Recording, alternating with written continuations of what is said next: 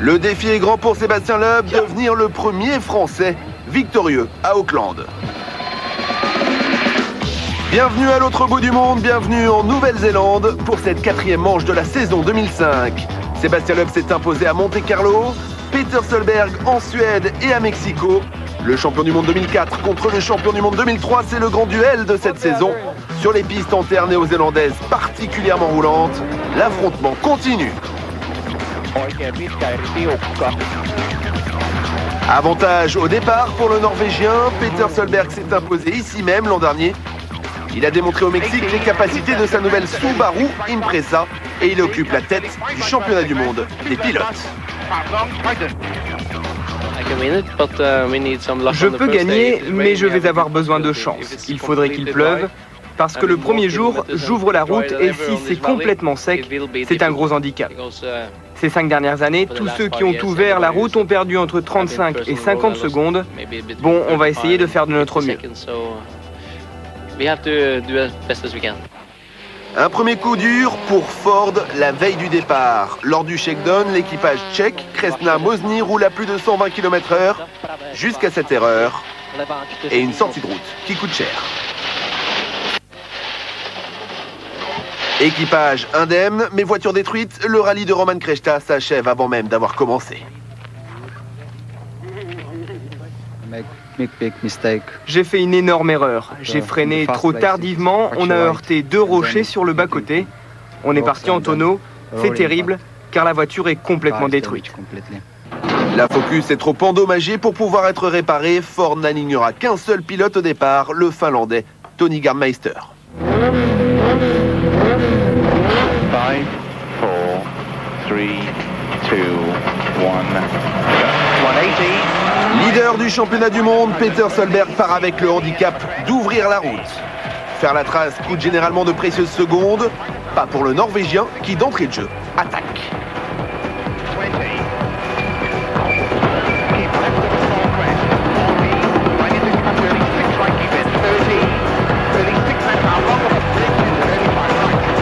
Première spéciale et déjà meilleur temps, c'est donc lui qui prend le commandement.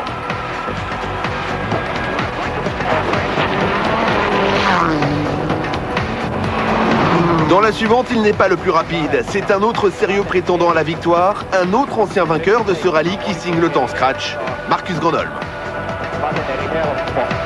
Comme à son habitude, le Finlandais fait un bon début de rallye, mais pour l'instant, Peter Solberg conserve la tête.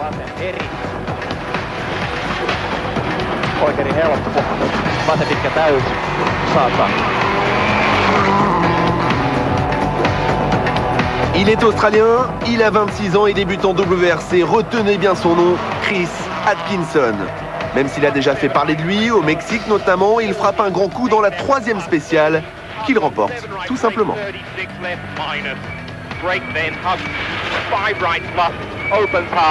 Il devance 2 champions du monde, Sébastien Loeb et son coéquipier Peter Solberg. La réussite de cet Australien ne fait pas les affaires du Français Stéphane Sarrazin. Les 2 hommes sont en concurrence pour piloter la 2e Subaru. Gauche 110 millions. 4e spéciale. C'est peut-être le tournant du rallye. 3 plus sur attention 50 mètres, droite 90 plus long. La Xara de Sébastien Loeb est équipée de pneus Michelin très bien adaptés au terrain. Citroën opte pour une gomme dure, ses rivaux choisissent des pneus tendres. La stratégie est payante. Regardez bien, en bas à droite de votre écran, l'Alsacien s'empare de la tête du rallye. Pour l'instant, on est en tête du rallye, on est très serré avec Grönholm et Solberg, donc on est tous les 3 en 1 seconde, donc voilà, rien n'est joué et il faut continuer à se battre, mais Solberg a fait de très bons temps ce matin sur le gravier en étant premier sur la route, donc il va falloir le surveiller de près. L'homme méfiant, normal, le suspense est total. Marcus Grönholm est 2e, Peter Solberg 3e. Après une matinée de course, les 3 hommes ne sont séparés que par 8 dixièmes de seconde. Peter, vous ouvrez la route et pourtant quel départ! Ouais, c'est incroyable. Je ne pouvais pas le croire avant de voir les temps. On a été bien sur chaque spécial, ça se présente bien. Et comment vous expliquez ça alors? Bonne question, j'ai besoin d'un indice. Tout marche bien avec la voiture, on a les bons pneus, tout fonctionne. Il faut absolument qu'on continue comme ça, mais c'est une bonne surprise. C'est donc une bagarre à 3 qui nous est offerte. Preuve que les pneus y sont pour beaucoup dans les performances de chacun. Marcus Gronholm, pourtant deuxième du général, n'a pas le sourire des grands jours à l'arrivée de cette spéciale. Marcus, vous n'avez pas l'air très content. Pas vraiment, pas vraiment. J'ai des soucis avec mes pneus, c'est pas terrible.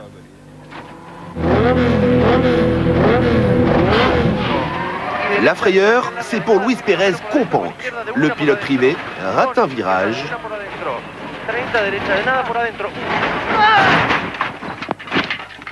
Sortie de route définitive.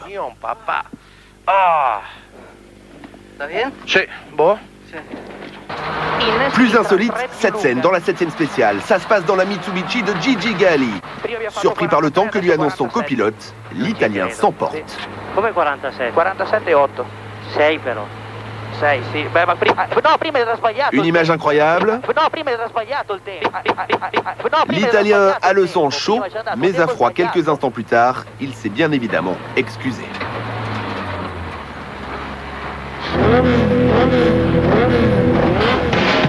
Une journée à oublier pour Skoda. Armin Schwartz est 11e, Janne Tuohino 12e. Des problèmes mécaniques ont perturbé le Finlandais qui a écopé d'une pénalité de 50 secondes, mais qui malgré cela est parvenu à rattraper son coéquipier.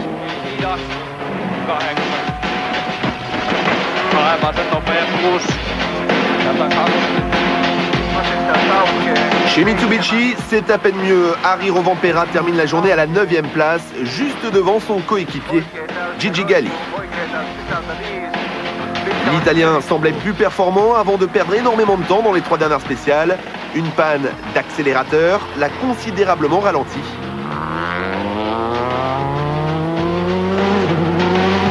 Une mésaventure qui lui coûte au final une quarantaine de secondes.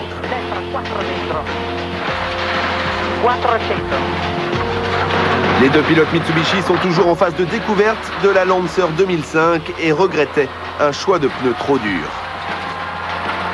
Dritto, 50, sinistra su Dossino. La 7e place du classement général est occupée par Marco Martin, 3e ici l'an passé sur Ford.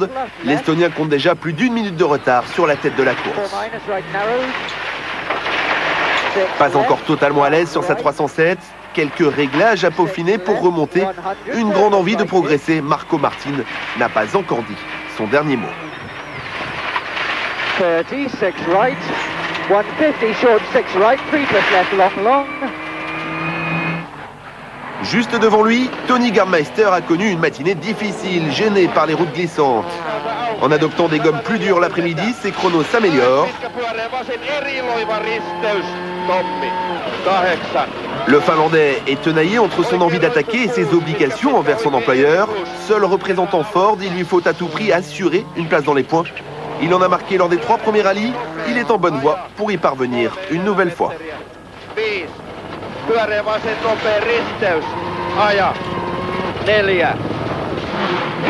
Chris Atkinson est la révélation de ce début d'épreuve. Après avoir dû abandonner au Mexique le mois dernier, le jeune Australien ne voulait surtout pas décevoir l'équipe Subaru.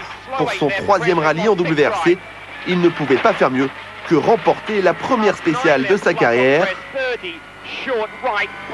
Et comme si ça ne lui suffisait pas, il s'impose une 2e fois lors du dernier chrono du jour. Il est 5e. C'est une journée surprenante qu'a vécu Peter Solberg. Malgré le handicap de devoir ouvrir la route qu'il redoutait, c'est dans les premières spéciales qu'il réalise ses meilleures performances du jour. Dépassé par Sébastien Loeb dans la 4e, il perd alors son rythme et du même coup quelques places au général. Au terme des 150 km de cette première étape, il compte 30 secondes de retard sur le leader français.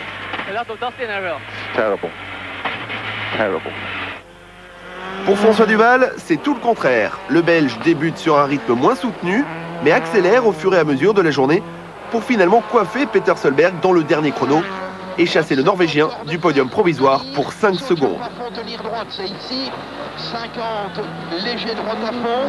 Le Belge semble très à l'aise, il signe même avec Sébastien Loeb un doublé Citroën dans la 6e spéciale. 140 pour gauche, 120 gap, 120, 75 frein pour gauche, 70 ferme, pas corde, ferme, pour droite 70 fermant, frein 25, piège, droite 40, paille extérieur. Je suis content de ma journée, on n'a pas eu de soucis sur rien du tout, on a fait de bons choix de pneus, si ce n'est que c'est difficile pour les freins, vu mon pilotage pied gauche, ben on use fortement les freins, donc on perd un peu d'efficacité, sinon pour le reste tout va bien. Bon, maintenant on a passé 3e, la route était très sale dans la dernière spéciale qui m'a permis de venir 3e, mais bon, c'est la course et ce matin ils ont eu beaucoup de chance qu'il avait plu, sinon ça aurait peut-être été comme ça toute la journée. En 2e position, Marcus Gronholm, 23 secondes de retard sur Sébastien Loeb et une excellente journée. Le Finlandais aime la Nouvelle-Zélande et ça se voit. Ces pistes en bon état mais glissantes lui conviennent parfaitement. Mais Marcus Gronholm n'aime pas être 2e. C'est un petit peu énervé qu'il rejoint le parc d'assistance. Des mauvais choix de pneus qui lui restent en travers de la gorge. Des soucis de pneus, Marcus? Le bilan de la journée aurait pu être meilleur parce que l'on n'a pas choisi les bons pneus.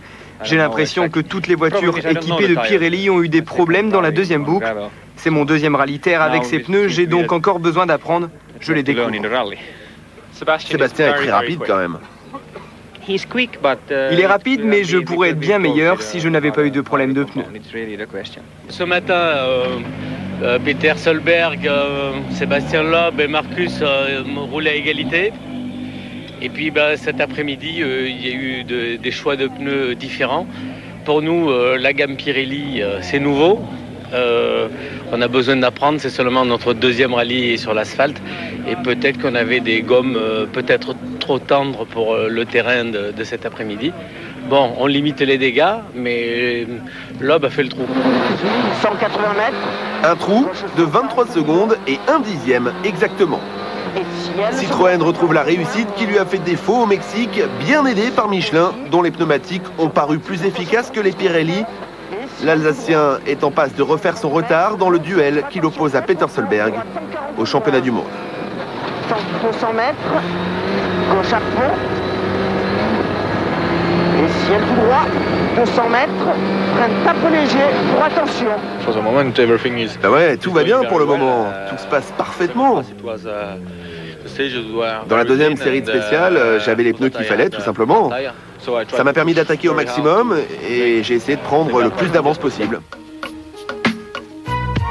Petit récapitulatif du classement de cette première journée, Sébastien Loeb en tête devant Marcus Gronholm et François Duval. Suivent les 2 Subaru de Peter Solberg et Chris Atkinson, puis la Ford de Tony Gardmeister. À noter la très belle 8e place de Manfred Stoll. Une page de pub et on retourne en Nouvelle-Zélande. A tout de suite. Retour en Nouvelle-Zélande, il reste 2 jours de course. 2 jours pour permettre à Sébastien Loeb d'égaliser à 2 victoires partout dans le duel qui l'oppose à Peter Solberg depuis le début de la saison. Si l'avance de Sébastien Loeb en tête du rallye commence à être intéressante, cette 2e étape devrait être animée par de nombreux duels. Pour le podium, entre Marcus Gronholm, François Duval et Peter Solberg, mais aussi pour la 5e place, car Chris Atkinson et sa Subaru ne devancent Tony Gardmeister et sa Ford que de 5 secondes.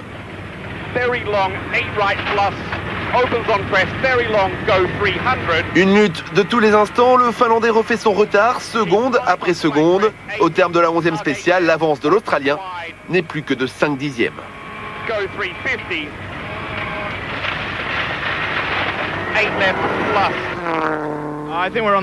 Je pense qu'on n'est pas parti avec les bons pneus ce matin. J'avais des problèmes d'adhérence, ça manquait de grip. J'espère vraiment que ça va aller mieux tout à l'heure. Hein. Le plus rapide en ce début de matinée, c'est l'Alsacien Sébastien Loeb. Son avance n'est pas suffisante pour se contenter de gérer. Il lui faut donc continuer de la croître. Le champion du monde en titre poursuit sur le même rythme que la veille. Il remporte les 9e et 10e spéciales. Gauche 110 millions, impose 3 plus sur attention 50 mètres, droite 90 plus long. Et gauche à fond. Peter Solberg, que seule la victoire intéresse, attaque au maximum. Le constat est terrible pour le Norvégien. Au lieu de se rapprocher de Sébastien Loeb, il s'en éloigne. Son duel qui l'oppose aux Français semble perdu. C'est d'une lutte contre Marcus Gronholm pour la deuxième place, dont il va devoir se contenter.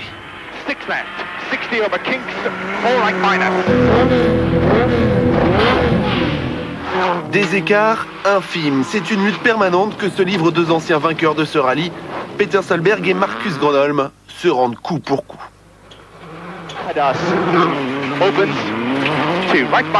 La 11e spéciale est la plus longue du rallye. Comme toujours, un long secteur chronométré est propice pour faire la différence. Pourtant, Peter Solberg ne devance le Finlandais que de 2 secondes 7. C'est peu, mais suffisant aux Norvégiens pour récupérer la deuxième place du général pour moins de 2 secondes.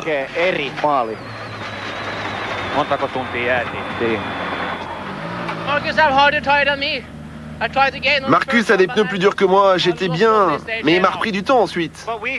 Selon nos informations, vous êtes 2 secondes devant lui. Ouais, mais j'ai perdu du temps à la fin, je vous assure. Qu'est-ce que je peux faire? Bah oui, j'ai perdu la deuxième place. Vous allez continuer à vous battre maintenant? Bien sûr que je vais me battre, mais c'est pas facile. Je suis un peu en dessous, je sais pas pourquoi, mais je suis pas dans le rythme avec cette voiture. L'explication entre les deux pilotes nordiques n'en reste pas là. Si Peter Solberg remporte aussi la spéciale suivante, Marcus Gronholm ne concède qu'1 seconde supplémentaire.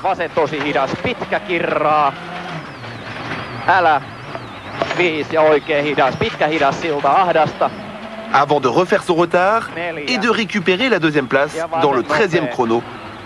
Le Finlandais trouve enfin des pneus à sa convenance et se montre particulièrement offensif.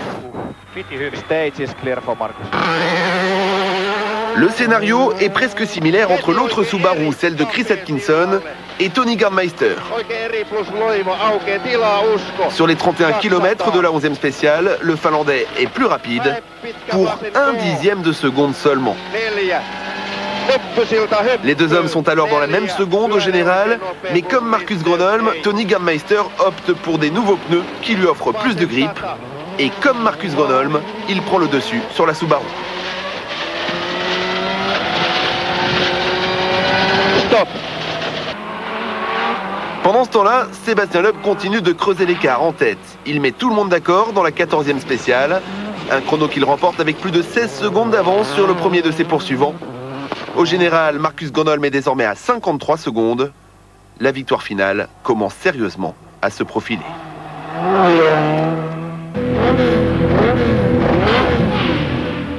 Chez Mitsubishi, cette journée a été marquée par un duel fratricide entre Harry Rovanperä et Gigi Galli. Avantage à l'Italien, 8e au général, une quinzaine de secondes devant son coéquipier. Mais l'objectif reste de marquer des points, si possible, avec les deux voitures. En proie à des problèmes de pneus, Harry Rovanperä en a d'ailleurs éclaté un dans la 14e spéciale. Il faudra faire les bons choix lors de la dernière journée.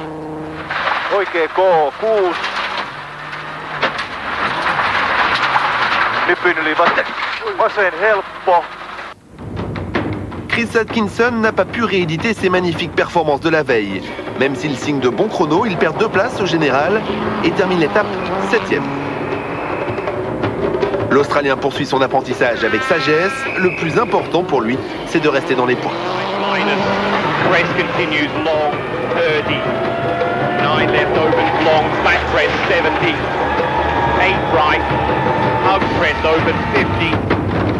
Marco Martin n'est pas encore en totale confiance, mais sa journée est bonne, elle s'achève à la 6e place du classement. L'Estonien trouve au fur et à mesure de nombreux réglages qui l'aideront dans le futur. Il se familiarise avec les pneus Pirelli et sans prendre de risques, à son rythme, devrait une nouvelle fois rapporter quelques points.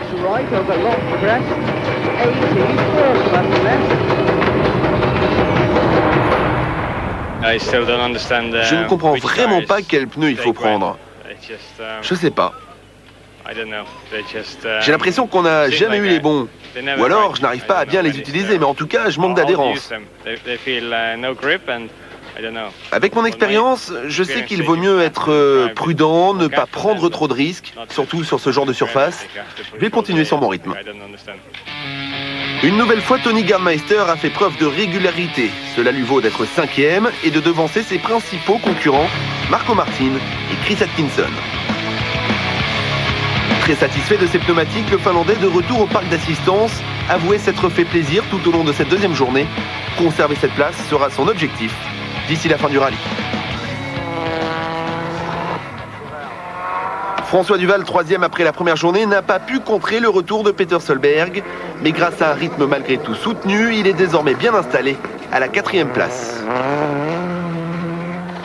Seul petit souci, le Belge sollicite beaucoup ses freins. Ses plaquettes se sont très vite usées. Citroën va donc devoir trouver une solution pour s'adapter au mieux à la conduite de son pilote. Peter Solberg a sans doute perdu toute chance de s'imposer ici, mais rien n'est encore joué dans la bataille pour la 2e place. Son retard sur Marcus Gronholm n'est que de 6 secondes 8. Pas question pour le Norvégien d'abdiquer.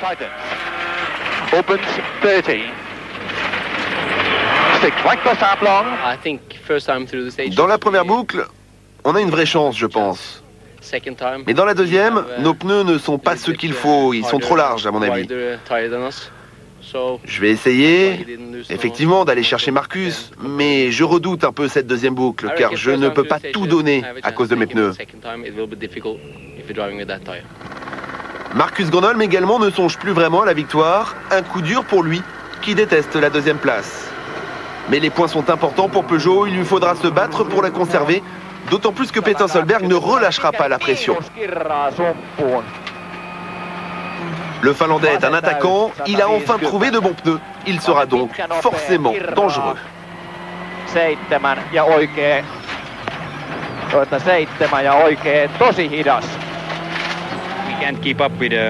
On ne peut pas rivaliser avec les Michelin. Loeb et Citroën sont un ton au-dessus. Je crois que tous les pilotes en Pirelli sont derrière. À mon avis, il y a quelque chose à trouver. 52 secondes d'avance en tête à une journée de la fin. Il reste 4 spéciales, 87 km chronométrés. Sébastien Loeb doit tenir, mais sa victoire se rapproche à grands pas. Daniel Lelena, son copilote, en rêvait. Monégasque est proche de la famille princière. Il porte un brassard noir en signe de deuil et serait fier de pouvoir dédier sa victoire à René III, décédé la veille du départ. La prudence sera de mise, épargné par le mauvais sort, Sébastien Loeb a soif de revanche. On a une bonne avance, c'est sûr. Avoir 53 secondes avant la dernière journée, c'est plutôt une bonne chose. Mais c'est un rallye difficile, c'est facile de faire des erreurs. Il faut vraiment qu'on reste très concentré.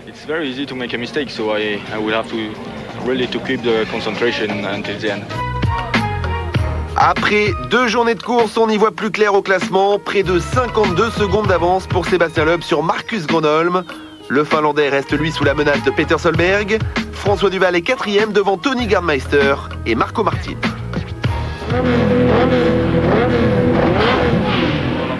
La 3e journée commence bien mal pour Skoda. Ça n'allait déjà pas très bien. Armin Schwartz n'est que 11e, Yannick Uno 12e et la Fabia de ce dernier refuse de démarrer.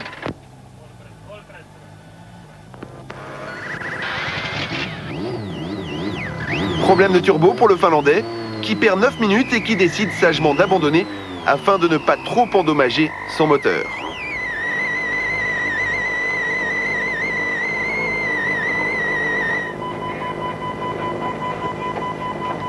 Yannick Uno participait pour la première fois à ce rallye de Nouvelle-Zélande. Il en rentre bredouille. Cette 3e étape se dispute sur la côte occidentale de Nouvelle-Zélande. Il était annoncé de la pluie, mais le soleil est au rendez-vous. Le premier vainqueur de la journée est finlandais. Marcus Gronholm défend âprement sa 2e place du général.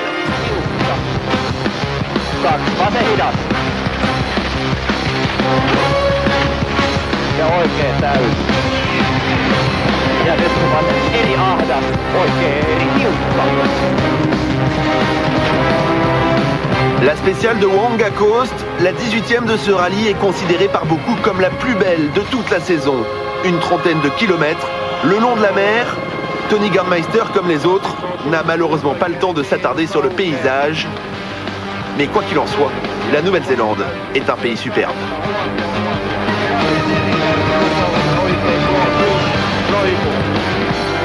Gigi Galli veut à tout prix rapporter au moins un point à son équipe. Son coéquipier Harry Rovanperä connaît quelques problèmes de surchauffe de moteur. Il est donc seul à pouvoir y parvenir. Chacun s'attache à conserver sa position.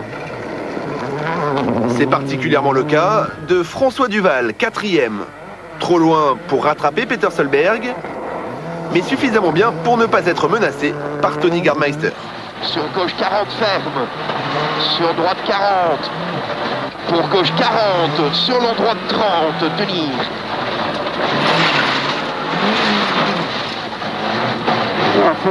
Sur gauche 40. Conserver sa position, c'est également l'ambition de Marcus Gronholm. Meilleur temps pour la deuxième fois consécutive. Il remporte même dans la foulée la spéciale suivante et se met kilomètre après kilomètre un peu plus à l'abri.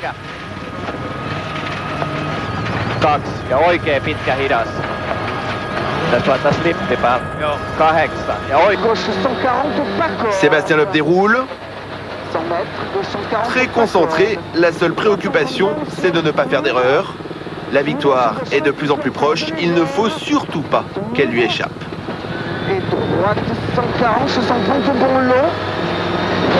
130 mètres. Droite 120 plus million, pas corde. Ouvre. Il faut absolument qu'on aille au bout. Je pense que ça va bien se passer parce que la voiture est bien, les pneus sont ok. Mais bon, il reste 2 spéciales. J'espère que je ne vais pas faire d'erreur. Il faut que je trouve le bon rythme, que j'assure un bon tempo et je serai tranquille. Quand la Xara WRC reviendra au parc d'assistance, Citroën pourra alors fêter sa victoire. Plus que 30 km à tenir. Coup de chapeau à 2 Espagnols. Depuis que Carlos Sainz a pris sa retraite, ils se font rares sur les podiums. Xavi Pons et son copilote Oriol Roulia ont eu le plaisir de monter sur la plus haute marche en Nouvelle-Zélande puisqu'ils remportent la 2e manche du championnat des voitures de production sur leur Mitsubishi Michelin. Ils terminent à la 13e place du classement général. Absent l'an dernier, Skoda retrouvait la Nouvelle-Zélande. Un week-end bien difficile pour la marque tchèque. Le turbo a eu raison de Yann Tuohino en fin de rallye. Armin Schwartz est donc seul à l'arrivée à une bien modeste 10e place. Seule satisfaction, cette dernière journée lui a permis d'effectuer de nombreux essais en vue des manches à venir.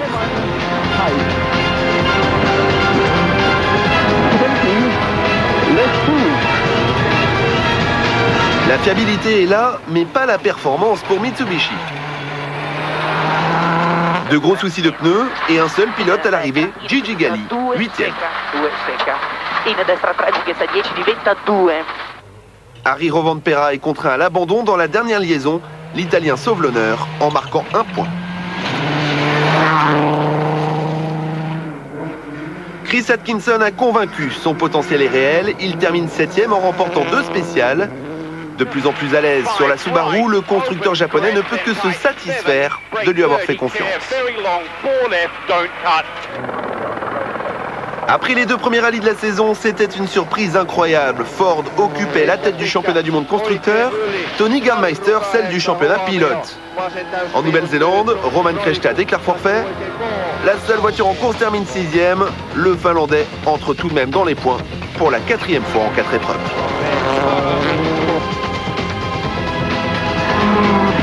Jusqu'au bout, Marco Martin aura eu à se battre contre Tony Gardmeister, mais il en est récompensé puisqu'il le devance à l'arrivée. Le pilote Peugeot se classe 5e, une performance tout à fait convenable, l'Estonien étant toujours en phase de découverte de sa nouvelle voiture. C'est pour lui presque une victoire. François Duval inscrit ses premiers points pilote de la saison, ses premiers points depuis qu'il est chez Citroën. 4e, le Belge a rempli son objectif. Il permet du même coup à son employeur de se relancer au classement des constructeurs.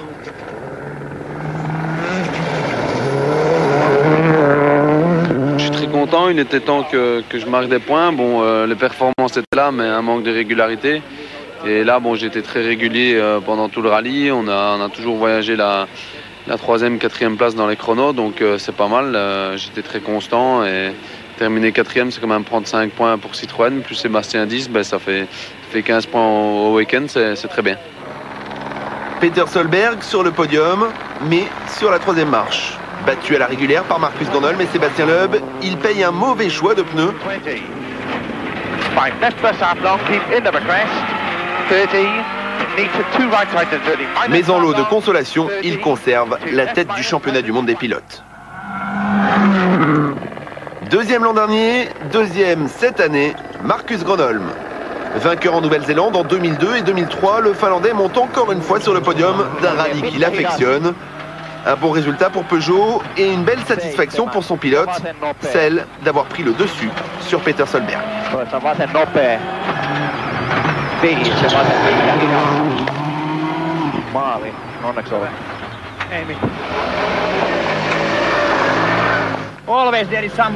Il y a quelqu'un devant, quoi.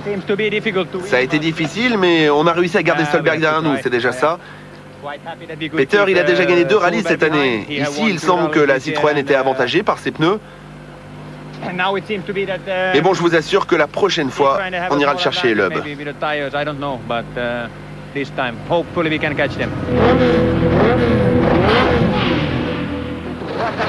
8 spéciales, dont la dernière. 50 secondes d'avance sur son premier poursuivant, une maîtrise parfaite, une domination quasi totale. La Suède et le Mexique sont oubliés. En Nouvelle-Zélande, Sébastien Loeb regoute au bonheur de la victoire. Il devient le premier pilote français à s'imposer sur cette terre, signe sa 12e victoire en championnat du monde et égalise à 2 victoires partout cette saison avec son grand rival Peter Solberg.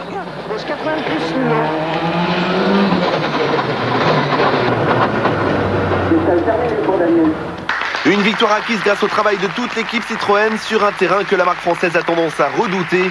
Le coup de pouce de Michelin y est pour beaucoup également. Un nouveau pneu et une gomme dure qui ont fait merveille ont permis à Sébastien Loeb de se montrer particulièrement offensif. Ça fait plaisir de gagner un rallye comme ça pour la première fois. En plus, de revenir dans le coup après le Mexique et la Suède où on a été quand même malchanceux. C'est vrai que ça fait vraiment plaisir. Et en plus de gagner devant Peter et Gronholm à la régulière, c'est encourageant pour l'avenir. Jonas Lomo en personne pour féliciter le vainqueur. Le célèbre All Black 125 kg porte en triomphe le pilote le plus rapide du week-end. Sébastien Loeb peut laisser éclater sa joie sur le podium. Il remonte à la 2e place du championnat du monde pilote.